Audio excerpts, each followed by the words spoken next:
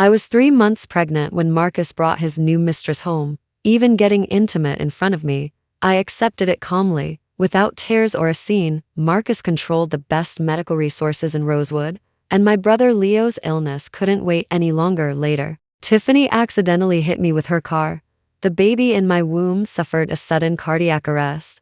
I pleaded with Marcus, my hands trembling, to take me to the hospital, but he sneered, refusing me. Grace, stop faking it. Don't you ever get tired of this act? I have to go celebrate Tiffany's birthday. I don't have time for your theatrics. That night, I lost my first child. The pain was unbearable, and I repeatedly lost consciousness, yet spent the entire night setting off fireworks to celebrate Tiffany's birthday, just as despair consumed me. News arrived from the hospital. Leo's surgery had failed. Gazing at Leo's body, a bitter laugh escaped my lips. Didn't you always tell your sister to leave Marcus? This time, your sister can truly leave. Ms. Grace, please accept my condolences. Marcus's secretary, Taylor, stood nearby. Hesitant to speak, I remained silent, and he continued. Ms. Grace, Mr. Marcus still cares for you. The day you found out you were pregnant, he dropped multi-billion-dollar projects to fly back to the country. The last time you had a fever, he stayed by your side without sleep, caring for you for days and nights, not even eating, and even developed a stomach ailment. Taylor prattled on about Marcus's good deeds, but all I could think of was his impatient eyes when Tiffany hit me with her car, touching my flat abdomen. A bitter laugh escaped me, cutting him off. Stop talking. Take me to the funeral home. Once everything with Leo was handled, I could finally leave. After 5 years of torment with Marcus, I truly couldn't bear it anymore.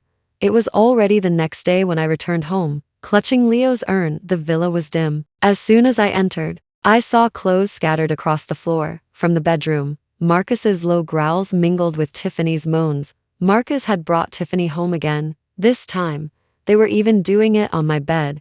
I didn't go in. A wave of nausea surged through me, making me want to vomit right there. That bed, we had chosen it together during the height of our love. He had held me, whispering sweet nothings and sharing intimate moments on that very bed. He knew I was a germaphobe, yet he still did this. I turned and went downstairs, unwilling to see any more. But then, the bedroom door suddenly opened behind me. Inside the room, Tiffany was disheveled, covered in suggestive marks. Seeing me, she playfully glared at Marcus and began to explain. Grace, I didn't mean to do this. In your room, it's all Marcus's fault. He just had to be so insistent here. I'm so sorry. Her face seemed full of apology, but in a corner Marcus couldn't see. Her eyes were filled with pure provocation. I watched the scene expressionlessly, clutching the urn tightly. Leo's dying words flashed in my mind again. Sister, please, don't live for me anymore. Leave. I won't need chemotherapy anymore, and I won't need his money either. What? Show's over, and you finally decided to come back. Not far away, Marcus, holding Tiffany, watched me languidly, his gaze full of mockery. He glanced at the urn in my hands and scoffed. Grace, stop pretending. I asked the doctor. The baby is perfectly fine in your belly. Carrying a broken urn around, aren't you ashamed of bringing bad luck? I clenched my fists, ignoring him, but he suddenly stepped forward, grabbing my wrist. Didn't you hear me talking to you? I looked at his furious expression, and after a moment, I spoke. Marcus, this is my brother. Are you satisfied now? Marcus's pupils constricted at my words. For a rare moment, I felt his grip on my hand tremble. He knew that Leo was the person I cared about most. What happened? Marcus didn't finish his sentence. Tiffany let out a shriek, running into his arms, trembling. Marcus, there's a dead person in there. I'm scared.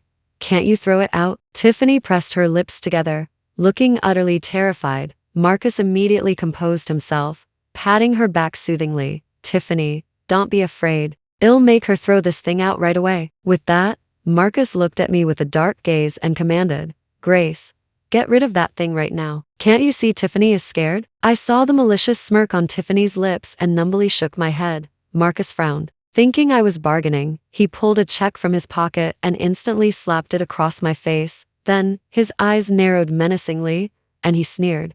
10 million, Grace, that should be enough, right? Aren't you just waiting for me to give you money? 10 million now, throw out this inauspicious thing. Seeing my stunned expression, he took a few steps closer, gripping my chin to force me to look at him. Grace, 10 million was enough for you to abandon me back then. Surely, it's enough to buy your brother's ashes, isn't it? His incredibly insulting words brought tears to my eyes. Back then, Marcus, the princeling from a prominent family, had fallen for me at first sight and pursued me relentlessly to marry me. He even ran away from home. I thought we would get married, but then he was suddenly in a car accident. His mother, Eleanor, sought me out. She offered me 10 million to leave him. To this day, I still remember her haughty demeanor, exactly like Marcus's now. With your background, how dare you think you're worthy of my son? Take this 10 million and disappear, otherwise, your brother's illness. She left the sentence unfinished, her eyes full of menace as she looked at me. That single sentence shattered all my courage. I broke up with Marcus and left with Leo. Later, Leo's leukemia worsened. Eleanor found me again, threatening to withhold Leo's medical resources if I didn't return to Marcus, because couldn't forget me. He believed it abandoned him for money, so he wished me dead, for I could endure any hardship, even playing the part of a money-hungry deceiver. But now, Leo was dead. What good was money to me anymore? Grace, take the money and get out. Marcus's words interrupted my thoughts. I bent down, picking up the check under his scornful gaze. And then, in front of him, I tore it into pieces. Marcus, I don't need it anymore. I wiped the tears from my eyes and turned to leave, but unable to accept this, gripped my shoulders tightly, his eyes wild. Why? Why don't you want the money? It's just about throwing out the ashes. Do you think it's not enough? Fine, if you kneel and beg me, I'll give you 20 million. I slapped him across the face, and he finally fell silent. He probably hadn't expected me to hit him.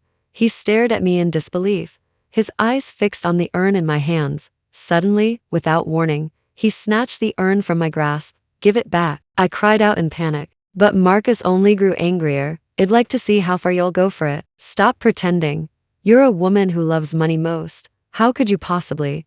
Tiffany looked at Marcus, a flicker of confusion in her eyes. After all, she had never seen him so furious. But quickly, she stepped forward, pouting playfully. Marcus, I'm hungry. Didn't you say you'd make me some milk? Her coy voice calmed Marcus. A sinister smirk appeared on his face. Grace, go make Tiffany some milk right now, and I'll give this thing back to you. I clenched my fists, took a deep breath. Ultimately, under the threat to Leo's ashes, I made Tiffany a cup of milk. Tiffany, leaning in Marcus's arms, took the milk from me. Seeing my impassive expression, Marcus felt a surge of inexplicable annoyance. He stood up, looking down at me. I looked at the urn in his hands, my eyes full of pleading. He motioned for me to come closer, and I let out a breath. Just as I thought he was returning the ashes, he suddenly let go, his tone vicious. Grace, here you go. The urn crashed to the floor, instantly shattering into pieces, and Leo's ashes scattered everywhere. My breath hitched, and tears streamed from my eyes. I frantically knelt, trying to gather them, but suddenly stepped forward and poured the milk over the ashes. Oh, Marcus, I just wanted to help. How could I be so clumsy? The milk mixed with the ashes, forming a sticky mess. Tiffany still wasn't satisfied. She feigned concern, kneeling down. Oh dear, whatever shall we do? Grace, you won't blame me, will you? I stared at the scene in disbelief, my heart feeling as if it had been ripped in two. My hand trembled, but before my slap could even land on Tiffany's face, she cried out and fell to the ground, looking up at Marcus indignantly. Marcus, she really hates me. She just tried to hit me. Marcus glanced approvingly at the sticky, unsightly ashes on the floor and chuckled. Grace, Tiffany was just trying to be kind. You're the one who couldn't hold on to the urn. It's your fault it ended up like this. Watching him twist the truth, I suddenly stood up. The next moment, my vision went black, and I completely lost consciousness. The last thing I remembered was Marcus's panicked eyes.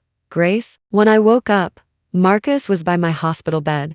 He gripped my wrist tightly, his brows furrowed, as if he cared deeply for me. Thinking of everything before I blacked out, I felt utterly disgusted. I tried to pull my wrist away, but he suddenly woke up. Grace, don't leave me. He said this, his eyes bloodshot. I looked at him, as if H just woken from a deep dream, and gave him a cold glance, saying icily, let go. Marcus paused for a moment before reacting. He released my hand, offering no explanation, and simply stood up. Grace, don't think I care about you. I know. I cut him off, unwilling to deal with him anymore now. I just wanted to settle everything for Leo and leave the Shen family as soon as possible. Marcus, can you leave now? Grace, don't think I care about you. I care about the baby in your belly. Your emotional state isn't good for the baby. He rambled on with his explanations. I raised my hand to my flat abdomen, a self-deprecating smile on my lips. He cared about the baby. The day I miscarried, he brought Tiffany home. Tiffany deliberately hit me with her car, but when I called him for help, he claimed I was putting on an act. He even said it was Tiffany's birthday and told me not to make a fuss. He still didn't know that the baby was long gone. Seeing my ambiguous, bitter smile, Marcus felt a surge of unease. Grace, what are you laughing at? I looked up, meeting his gaze, and said each word distinctly. Marcus, you still don't know, do you? The baby is long gone. I hadn't even finished speaking when Tiffany suddenly burst in, crying copious tears, and threw herself into Marcus's arms. Marcus, my stomach hurts so much. I haven't eaten anything all day.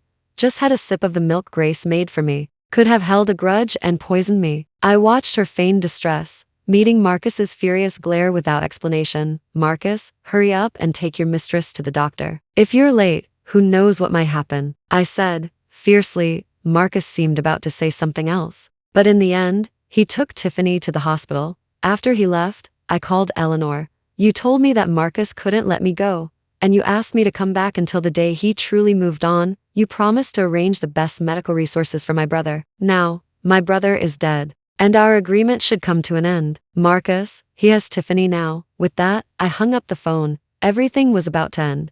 I went to the hospital to get my medication for depression. To my surprise, I saw Marcus and Tiffany there, not far away. A few young nurses were eagerly discussing something. Tiffany is so lucky to have such a loving boyfriend. Tiffany clearly isn't seriously ill, yet she's been given the best private room, told to stay for observation, and he's patiently stayed by her side the whole time. That woman who miscarried a couple of days ago, her baby was stillborn, and her boyfriend didn't even bother to come to the hospital with her. Whose fault is that? She probably wasn't careful enough herself, or maybe she loved the wrong person. Who can she blame then? I heard their words and smiled silently. They were talking about Tiffany and me. I picked up my medication and turned to leave, but in the hospital hallway, Tiffany blocked my path. She looked at me provocatively, her eyes full of scorn as she noticed the medication in my hand. Grace, so you have depression? I didn't want to engage with her, but she grabbed my wrist and continued.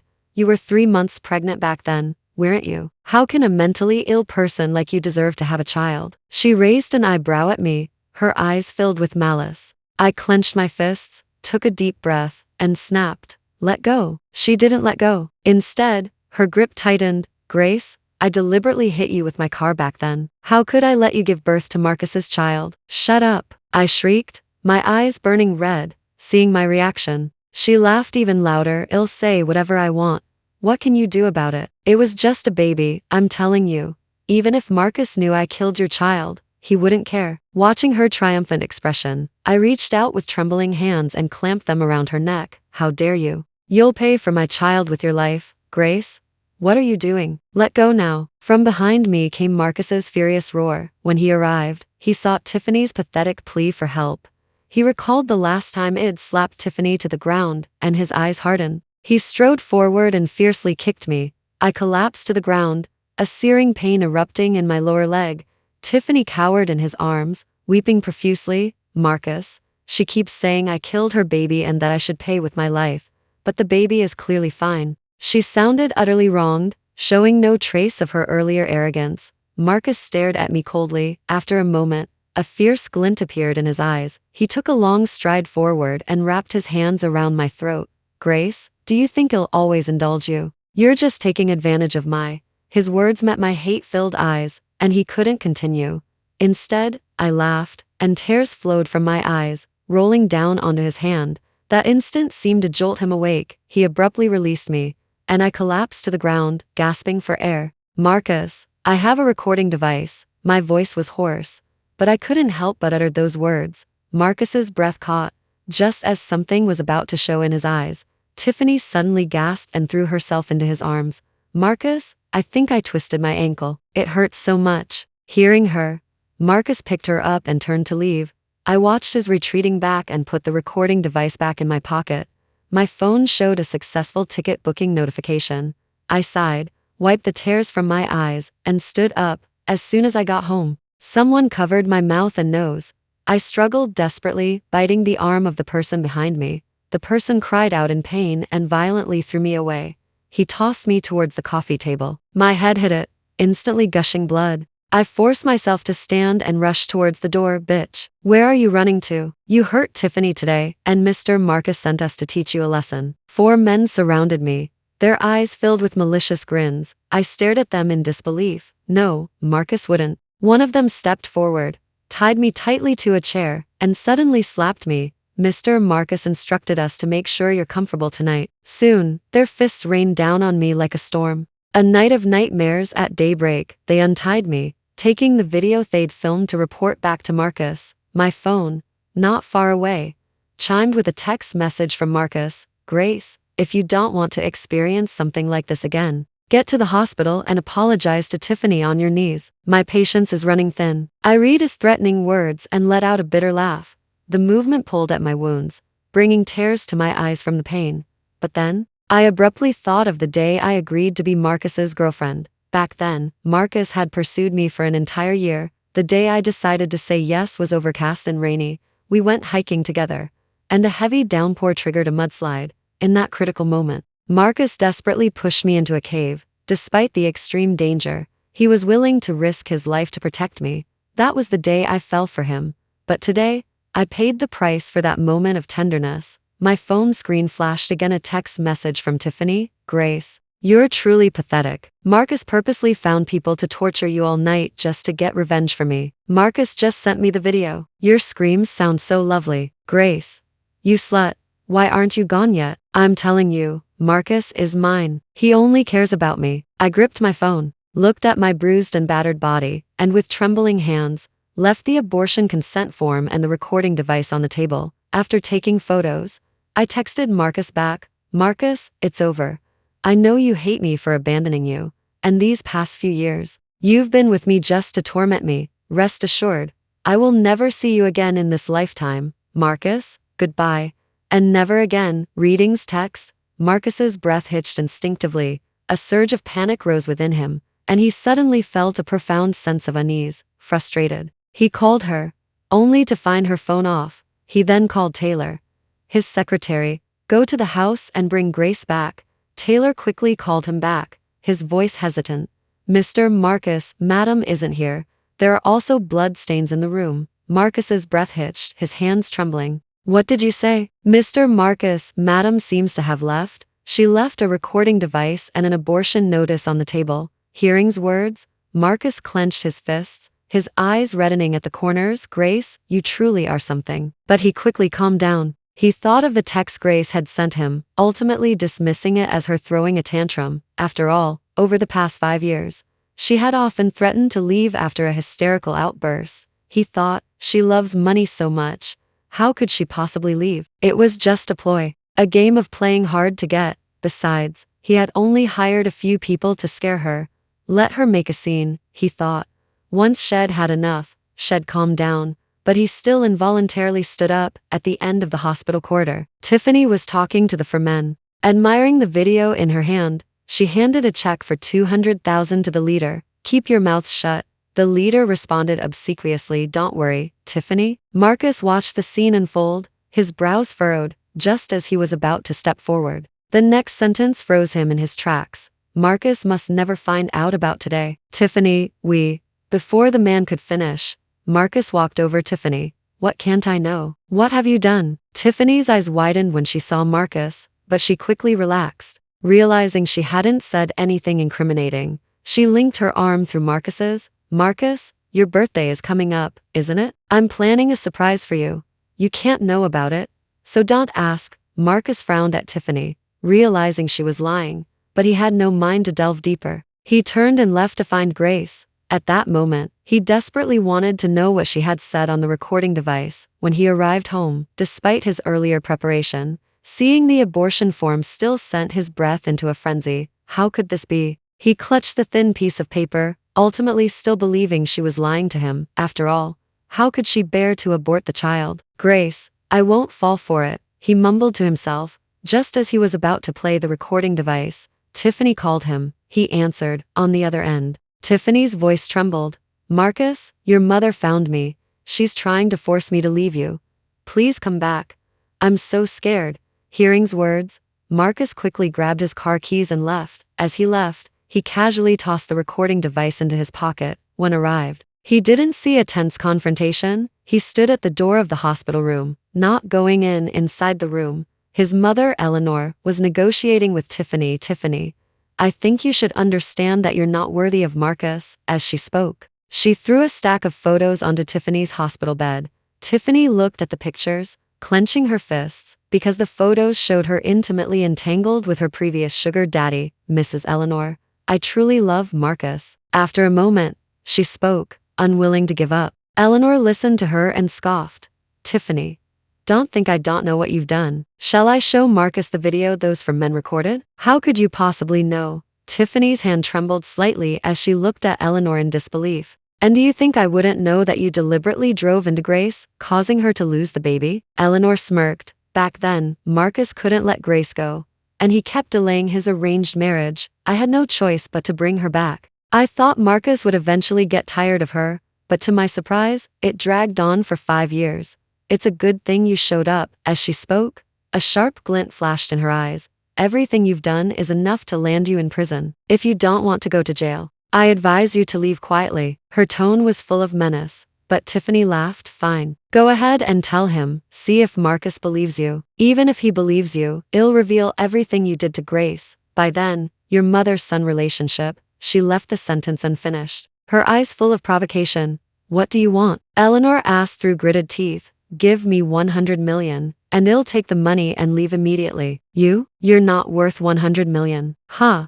Grace didn't take a single cent back then, so don't even think about it. The argument erupted in the hospital room. Marcus stood silently at the door, clenching his fists, watching the scene unfold before him. He heard every word spoken inside the room. The long-hidden truth about Grace's forced departure and years of silent suffering nearly broke him. He never could have imagined the truth from all those years ago. Back then, Grace had suddenly broken up with him without any warning. She said she had taken 10 million from his mother to win her back. He had even knelt and begged her not to leave, and finally, he'd even gotten into a car accident because of her. On the operating table, he pleaded for her to see him one last time, but she refused. He couldn't understand how 10 million could make her abandon him. He truly hated her for it. When he returned, he also believed she was after money. What had he truly done these past 5 years? And now, their child was gone too. He remembered Grace's desperate call for help that day, and he was consumed by agony. At the time, he had been celebrating Tiffany's birthday,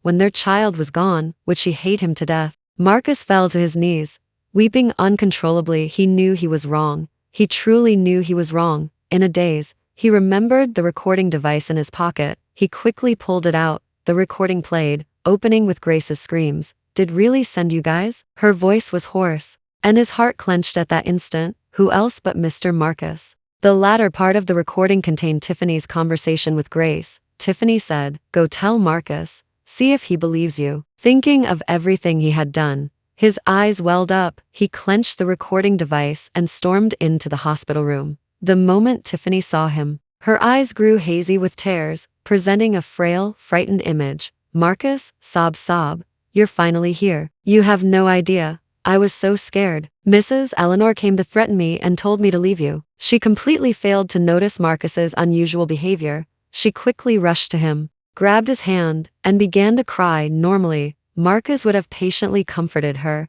His mother, seeing him, frowned. "Marcus, what are you doing here?" Her tone held a hint of guilt. Marcus shoved Tiffany away, bursting into laughter. "Stop acting. I know everything." Tiffany's hands trembled, and a flicker of panic crossed her eyes.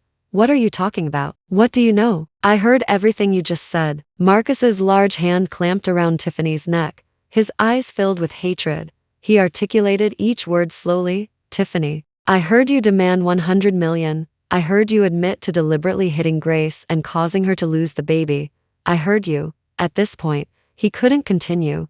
His grip on Tiffany's neck tightened even more, and Tiffany desperately clawed at his hands. "Marcus, let go." Knowing her deceit was exposed, she stopped pretending. she glanced at Eleanor, who was frozen in place, and scoffed. Marcus, I'm not the only one who lied to you. Didn't your dear mother also have a hand in it? Why don't you choke her instead? Marcus, you coward. Marcus's eyes were bloodshot. Eleanor stepped forward, hitting his arm. Marcus, let go. Have you gone mad? Marcus, if you have the guts, kill me. If you kill me, you'll go to jail too. You'll never see Grace again in this lifetime. When mentioned Grace, Marcus finally released his grip. He looked at his mother with pain in his eyes, but the words he wanted to say remained unspoken. Instead, Eleanor spoke first. Marcus, since you know, I won't keep it from you any longer. Back then, Grace didn't take any of our family's money when she left. Her return was also forced. Her brother had leukemia, and I promised her the best medical resources. Now that 5 years have passed, I thought you had moved on from her. She glanced at Tiffany and continued. You also know this woman's true colors now. So come back with me and finalize your arranged marriage. You've dragged out the wedding for 5 years. Marcus looked at his mother's self-righteous expression and sneered. Go back. You actually expect me to go back? I'm going to find Grace. If she's willing to come back, it must mean she loves me. Otherwise, she wouldn't have let me torment her for 5 years. His expression was wild. I'm not going back. From the moment you lied to me, there's no way I'm ever going back. Just pretend you never had a son like me. Marcus's rebellious words made Eleanor's hands tremble with rage, and she slapped him across the face. Tiffany, who had been standing by, recovered after a moment, watching their farce, and also laughed aloud. Marcus, you still want to see Grace. I'm telling you, she will never forgive you. Didn't you hire people to scare her? I'm telling you, I paid those for men extra. I not only had them beat Grace thoroughly, but I also stripped her and filmed a video. Ha ha ha. Marcus, Grace probably hates you to death, because I told her you were the one who ordered them to do it. Her face took on a subtly twisted expression. Marcus, give me the money, or I'll expose the video. Tiffany was threatening Marcus. Marcus only truly realized Tiffany's true colors that day. Thinking of everything Tiffany had done, and his own indulgence, his eyes turned dark and sinister. He took a few steps forward and grabbed Tiffany. Money? Tiffany, there's no more money for you. Everything you've done is enough to land you in prison. Extortion and assault. You'll spend the rest of your life rotting in prison for this. Tiffany trembled at Marcus's words, looking at him in disbelief. No, you have no proof. You can't. Marcus pulled out a voice recorder and waved it in front of her. Tiffany, it's over. After that day, Marcus severed ties with the Shen family. He searched everywhere for Grace, even putting multi-million-dollar projects on hold without a second thought. He locked himself in his room all day, drinking heavily and suffering repeated emotional breakdowns. Eventually, his stomach illness flared up, sending him to the hospital. When came to see him, seeing his state, she was filled with regret. She took Marcus's hand. Marcus, Mom was wrong. I won't force you into an arranged marriage anymore. You love Grace. Go find her. I'll let you two get married. Marcus slowly shook his head at his mother's words. It's no use. Grace will never forgive me. He mumbled to himself. If I die, then she'll forgive me, right? His mother gripped him tightly, tears streaming down her face. Marcus, she's been found. Grace is in Rosewood. Please, go see her. Won't you? My child, you mustn't do anything foolish. Marcus shot up at his mother's words, his eyes burning with desperate hope. You're not lying to me, are you? Eleanor nodded. When she left, I had someone follow her. Grace left Marcus and went to Rosewood. She used her remaining money to open a flower shop. Her life was back on track. She never expected to meet Marcus again. Their reunion happened on a bright, sunny day. He pushed open the shop door, and when he saw her, his eyes welled up. He murmured, Grace, Grace, I finally found you. He walked toward her, attempting to pull her into a hug. Grace stepped back, looking at him with repulsion, her brows furrowed. She never wanted to see him again in this life. But he seemed not to notice. Moving closer again, he grabbed her wrist. Grace, I finally found you. You don't know how long I've been searching for you. I know the truth about what happened back then, and I know I was wrong. Come back with me. Grace forcefully pushed him away and said coldly, Get out. Marcus's tears fell onto Grace's hand. Grace, please listen to me. Just give me 3 minutes, please. Grace impatiently frowned. He suddenly knelt.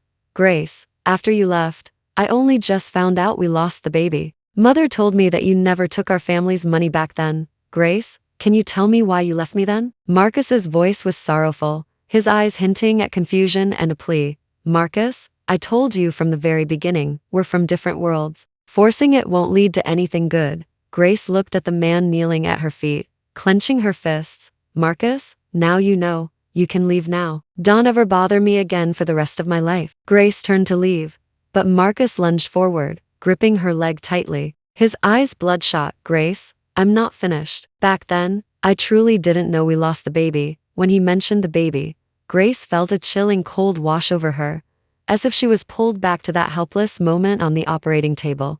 What was he doing at that time? He was with Tiffany, watching fireworks. Let go, Grace yelled fiercely. Grace, I was wrong. I know I was wrong. Marcus, you know you were wrong. Back then, you hired people to beat me all night, didn't you? Someone like you would never admit wrongdoing. Marcus shook his head desperately at her words. Grace, it wasn't me. It was Tiffany. I only told them to scare you. I didn't. His explanation was weak and hollow. Grace felt utterly disgusted. She kicked him in the chest. Marcus, it's over. I don't owe you anything. Stop bothering me ever again. Seeing's resolute expression, Marcus slapped himself across the face. Grace, please come back with me. I owe you. And I'll pay you back. I'll leave and find someone to beat me. Whatever it takes to satisfy you, okay? I love you. I can't live without you. His eyes were filled with a desperate, wild look, and Grace frowned. She sneered. Marcus, you have Tiffany. At the mention of Tiffany, his eyes filled with regret. He said urgently. Grace, I sent Tiffany to prison. I avenged our child. Grace, you love me too, don't you? Otherwise, why would you have stayed by my side for 5 years? He desperately grabbed Grace's arm, as if clinging to his last lifeline, but only felt utterly disgusted. No, I don't. I stopped loving you a long time ago. From the day we broke up, I stopped loving you. Marcus, now, seeing you just makes me sick. I'm begging you. Don't ever discuss me again. As finished speaking, the hopeful light in Marcus's eyes extinguished, leaving only emptiness. He finally left. For a year afterward, Grace never saw Marcus again. The next news Grace received about Marcus was when his mother came to plead with her to see him one last time. She said that after Marcus went back, he drank heavily every day and wouldn't eat, becoming completely despondent. His stomach illness had progressed to stomach cancer, and by the time it was discovered, it was already terminal. She pleaded with Grace to see him one last time, even if it was for the sake of their past. Eleanor probably thought Grace would soften, but when Grace looked into Eleanor's pleading eyes, she only remembered the way Eleanor had condescendingly thrown money at her, and Marcus's mocking words during her miscarriage. I'm sorry, I can't go see him. Grace coldly refused her, turned, and closed the door, shutting out Eleanor's voice. Her relationship with Marcus had ended a long time ago. He would not be a part of her life ever again. Thank you for watching this video. If you have any thoughts about this story, feel free to share them in the comment section.